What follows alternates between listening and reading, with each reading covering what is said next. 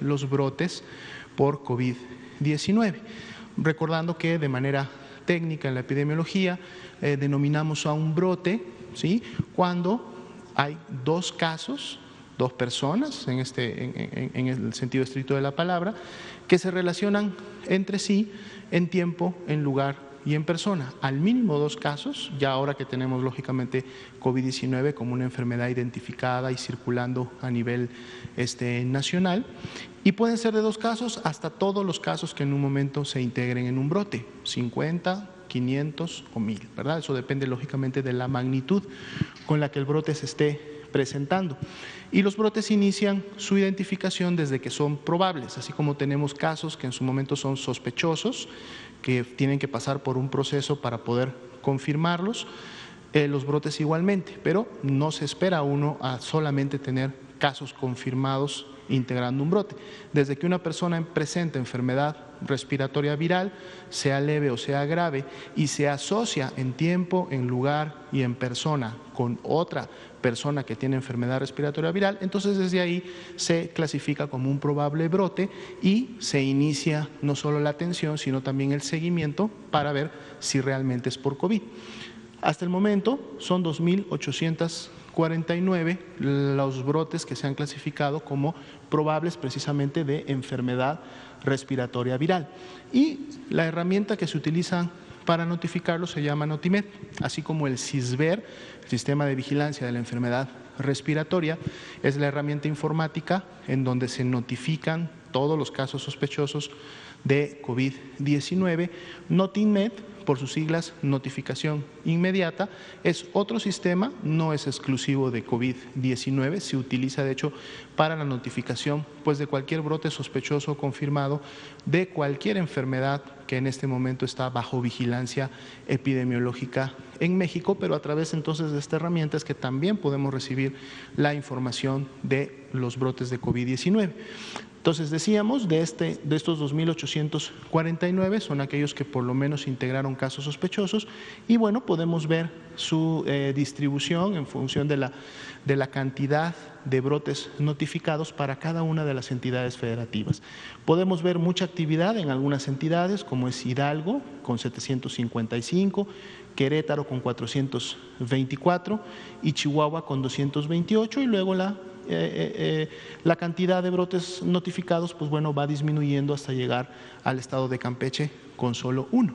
Y esto lógicamente hay que interpretarlo teniendo en cuenta que la cantidad de brotes que se notifican a Notimed puede estar lógicamente directamente relacionada con la existencia de los mismos, es decir, mientras más brotes tenga, pues más brotes puedo tener notificados en el sistema. Pero en ese marco no debemos tampoco de olvidar que precisamente el poder encontrar un brote en Notimed depende de la notificación, por lo tanto entonces también está inmersa la actividad que la entidad federativa está teniendo. Si la entidad está activamente identificando, clasificando y notificando sus brotes, pues entonces vamos a tener buena información y en algunas entidades, a lo mejor en las áreas del medio, podríamos tener actividades en entidades que no necesariamente tienen más brotes que otra entidad, sino que representen que están llevando a cabo una vigilancia, digamos, más óptima, más eficiente, en donde están identificando los mismos y los están notificando. Si pasamos a la siguiente diapositiva, ahora nos vamos a quedar solamente con el grupo en donde sí se confirma ya o se habla de que tenemos casos de COVID-19 involucrados en el brote, es decir, ya con el seguimiento del brote y por lo tanto con la identificación y confirmación de sus casos, bastaría con confirmar una persona a COVID-19 y hacer las asociaciones epidemiológicas para decir entonces que un brote sospechoso pasa ya a ser un brote por COVID-19. Lógicamente, si identificamos más casos involucrados, el brote queda confirmado. Y eso ha sucedido entonces en el 93% de los brotes sospechosos, es decir, 2.746 ya se conforman ahora como los brotes probables en donde al menos se identificaron casos de COVID-19 involucrados. Y bueno, también tenemos aquí la distribución para cada una de las entidades federativas. Continúa Hidalgo con 733, Querétaro con 420, Chihuahua con 226, y de ahí va disminuyendo la magnitud para cada una de las entidades. Campeche, el brote sospechoso que tenía, a su vez también es un brote ya más probable de COVID-19. Veamos la siguiente diapositiva. Aquí lo que vamos a ver es que todas las instituciones en su momento participan en la identificación y en la notificación de los brotes. Podemos ver claramente que las mayores unidades que en su momento han identificado y notificado brotes pertenecen a la Secretaría de Salud. Estamos hablando de los servicios de salud estatales de las 32 entidades federativas, sobre todo por la acción comunitaria que las jurisdicciones sanitarias que dependen de estas secretarías de salud estatales realizan, y esa es una de las razones por las cuales identifican la mayoría de los brotes. Pero vemos también cómo el Instituto Mexicano del Seguro Social, el ISSSTE, el IMSS Bienestar, la SEDENA y otras instituciones en este grupo de 33 también contribuyen a identificar y notificar los brotes. La siguiente diapositiva, por favor. Aquí vamos a ver a los 2.746 brotes distribuidos también por semana epidemiológica, en la cual se identificaron como tal, en la cual las personas que en su momento se congregan en estos brotes, pues iniciaron con signos y síntomas. Y entonces eso también nos permite ver un poco el comportamiento de cómo se están dando estos brotes. No nos permite ver directamente la magnitud. Recordemos que un brote puede estar solamente conformado por 3, 5 o 10 personas, puede estar conformado por 100 o 200 personas, pero lo que sí graficamos aquí es que al menos ocurrió un brote como tal y por lo tanto para cada una de las semanas. Y vemos para fines prácticos una meseta que inició desde la semana 21 con la transmisión también importante de la epidemia en México, y desde esa semana prácticamente se han venido presentando una ligera tendencia, digamos, descendente desde que llegamos a estos primeros picos importantes en las semanas 19 y 20, algunas caídas que tenemos en las últimas semanas, pero dado que los casos se siguen confirmando, recordemos que siempre las últimas semanas debemos de verlas con cautela, en la medida que una vez que se van confirmando los casos o se van integrando por efectos de la notificación más personas, estos números nuevamente pueden volver a los niveles que estábamos viendo en semanas previas. Tenemos los 2.746 brotes ahora distribuidos por el sitio de ocurrencia. Esto de alguna manera es importante porque más allá de cómo se está presentando, digamos, la transmisión a nivel nacional, sabemos que es un mecanismo, conocemos todos el mecanismo, lo hemos explicado en muchas ocasiones, pero el hecho de identificar que estos casos a su vez están en su momento integrados en un brote y cuántos de estos tipos de brotes por sitio de ocurrencia estamos teniendo, nos da una idea y nos genera hipótesis de en qué lugares, precisamente en qué sitios es donde estamos teniendo la mayor transmisión, porque al decir que tenemos brotes quiere decir que hay un número de personas involucradas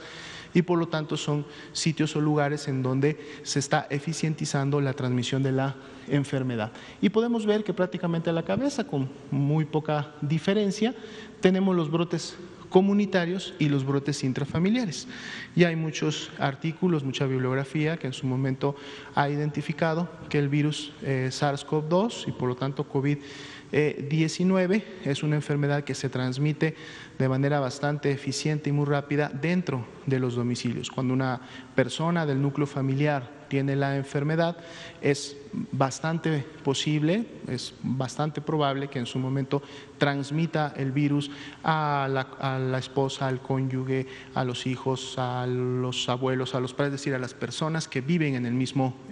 domicilio. Y aquí precisamente podemos ver que los brotes intrafamiliares junto con precisamente los comunitarios, que son estas actividades que se pueden realizar en los espacios públicos dentro de la comunidad, son los que han representado la mayor cantidad en relación a todos los brotes identificados. Lo siguen en número el intrahospitalario y el laboral. Y sabemos también que en los lugares o en las áreas de trabajo es donde podemos tener también una importante interacción, y que si no aplicamos las medidas preventivas también en nuestros espacios de trabajo, tanto como la sana distancia, el uso del cubrebocas, si estamos sobre todo en ambientes en donde estamos con varias personas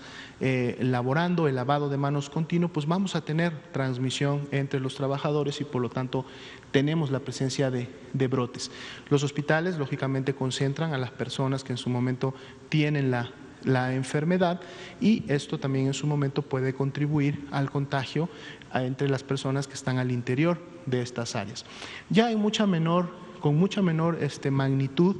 evidente en los gráficos y en los números, tenemos sitios como son las cárceles, los asilos, todavía con menor frecuencia los albergues, las guarderías. Por ahí salen algunos navíos que fueron a principios de la epidemia cuando se identificaron estos brotes, y a lo mejor se identifican también 3 conventos. Como podemos ver, pues son áreas lógicamente en donde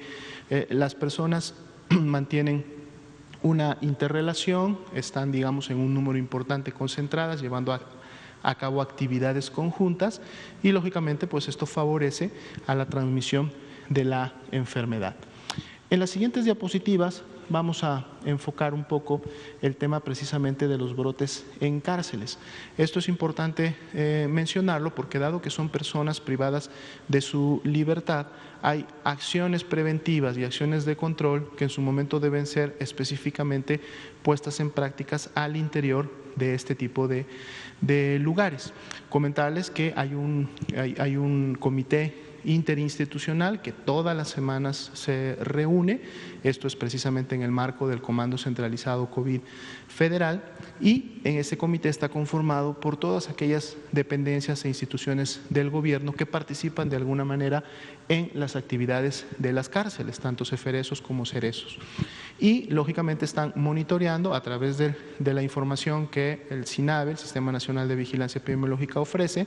pues se está monitoreando permanentemente qué es lo que está ocurriendo al interior de las mismas, y tomando precisamente acciones tanto para prevenir como en su momento para controlar cuando hay un brote ya activo. Y aquí, bueno, podemos ver un poco la distribución de esos 52 brotes probables que comentábamos en la distribución por sitios. Aquí tenemos las entidades en donde estos se han presentado, están lógicamente graficadas también en el color más rojo más intenso, las entidades donde se han presentado, y bueno, podemos ver así como hay una dispersión de la epidemia en todo el país, pues prácticamente también hay a través de esto la posibilidad de que estos brotes ocurran en muchas de las entidades federativas en todo el territorio nacional. En la siguiente diapositiva, también enfocada a los brotes en cárceles, podemos ver cómo se han estado presentando estos en cada una de las semanas epidemiológicas, este grupo de 52 brotes. Veíamos ya una tendencia descendente importante que se daba desde la semana 24 hasta la semana 40, se volvió a tener en la semana 43 5 brotes a nivel nacional, y posterior a esta o en las últimas 3 semanas se ha presentado solamente un brote, ¿no? Y esto lógicamente es también pues un resultado de las medidas preventivas que se han estado tomando en estos comités interinstitucionales, y que además han estado siendo aplicadas en este tipo de establecimientos. Veamos la siguiente, volvemos a la totalidad de los brotes, y aquí enfocamos a las personas que en su momento han estado relacionadas a estos brotes. Partimos primero también de los brotes probables. Distribución por edad y sexo, han sido 38.457 las personas involucradas en los brotes, el 53% han sido hombres, prácticamente no ha habido una diferencia importante entre hombres y mujeres, pero donde sí notamos una mayor concentración de las personas involucradas en un brote son precisamente en las edades que están activamente laborando, ¿no? Vemos entre los 25 y 44, y luego sigue de 45 a 64, son las personas que están precisamente en actividad laboral importante, que se están movilizando para poder llevar a cabo estas actividades de diferentes índoles, y entonces esto lógicamente incrementa el riesgo, y lo vemos aquí ya en su expresión, de contagiarse y poder en su momento sufrir la enfermedad y además estar integrado en un ambiente que genera entonces un brote, y estamos viéndolo justo en la distribución. Y bueno, las gráficas o las barras que nos separan a hombres y mujeres vemos que prácticamente son similares en la mayoría de los grupos, al igual que en el total. La siguiente sería la última diapositiva, y aquí vamos a ver ya las personas integradas en brotes que son casos ahora sí confirmados de COVID-19, es decir, ya tuvieron ahora sí una clasificación final, se confirman como COVID-19 y son 24.410, y pues bueno, podemos también verlas distribuidas por cada una de las entidades federativas en donde se encontraban y que además estaban integradas en un brote como tal.